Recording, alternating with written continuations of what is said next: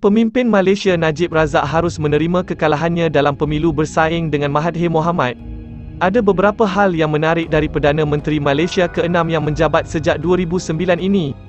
Di antaranya iaitu 1. Keturunan bangsawan Makassar. Najib Tun Razak merupakan keturunan bangsawan Makassar iaitu salah satu putera Sultan Abdul Jalil yang merantau ke Pahang, Malaysia, dan menjadi leluhur Najib. Sultan Abdul Jalil adalah Raja Goa ke-19 yang juga dikenal dengan nama Ai Mapadulong Daeng Matimong Karaeng Sanrobon Sultan Abdul Jalil Tu Menanga Rilakiong.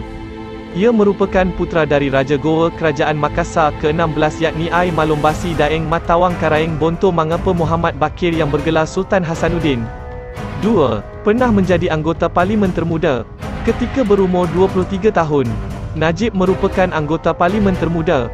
Najib mulai masuk ke dunia politik setelah kematian mendadak ayahnya Tun Abdul Razak Hussein di London pada 14 Januari 1976. Ia menang tanpa persaingan merebut kursi Parlimen Pekan yang kosong akibat kematian ayahnya. 3. Pernah menjadi Wakil Menteri termuda. Najib menjadi Wakil Menteri paling muda saat dilantik sebagai Wakil Menteri Tenaga, Telekom dan Pos pada tahun 1978 ketika ia berusia 25 tahun. Kemudian, pada tahun 1982 hingga 1986, ia menjadi Menteri Besar paling muda dalam sejarah Malaysia ketika dilantik sebagai Menteri Besar Pahang pada waktu ia berumur 29 tahun. 4. Pernah menjabat sebagai Ketua Pemuda UMNO. Najib juga pernah dilantik sebagai Ketua Lembaga Kemajuan Penternakan Maju Ternak. Kepimpinannya teruji dan terus diberi tanggungjawab oleh pucuk pimpinan negara. Dalam UMNO, ia dipilih sebagai Ketua Pemuda UMNO Bahagian Pekan dan Ahli Exco Pemuda UMNO pada 1976. Kemudian ia dipilih sebagai anggota Majlis Tertinggi UMNO mulai tahun 1981. 5. Pernah menjadi idola di Malaysia.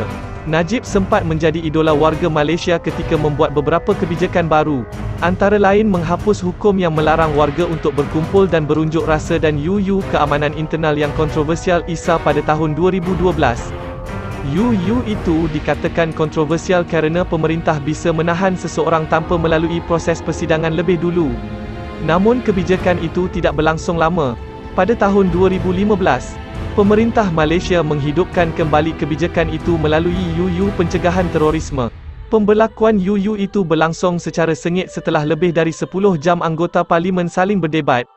Publik mengkritik UU ini kerana dikhawatirkan digunakan oleh pemerintah untuk menangkap lawan politik Najib.